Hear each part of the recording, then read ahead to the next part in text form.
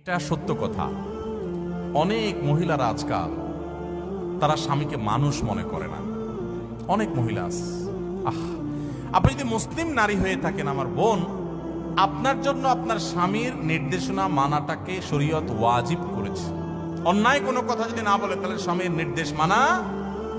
যে মহিলা স্বামীকে অভিভাবক হিসাবে স্বীকার করবে না, শ্রদ্ধা করবে না, সম্মান করবে না, কথা কথায় তর্ক করবে। অনেক মহিলা আছে পর্দা করে, বোরকা পরে, নামাজ পড়ে, কিন্তু সব করতে রাজি আছে, মাগার তর্কাতর্কি, বেয়াদবি, এগুলো এখন কমন একটা ব্যাপার হয়ে গেছে। কি আমাদের আলামত। অনেক দিনদার, অনেক তাহাজ্জুদ গুজার মহিলা আছে, ভালো করে পর্দা করে মহিলা আছে, কিন্তু স্বামীর সাথে কথা কথা তর্ক, ঝগড়া, পাত্তা না দেওয়া, বেয়াদবি করা।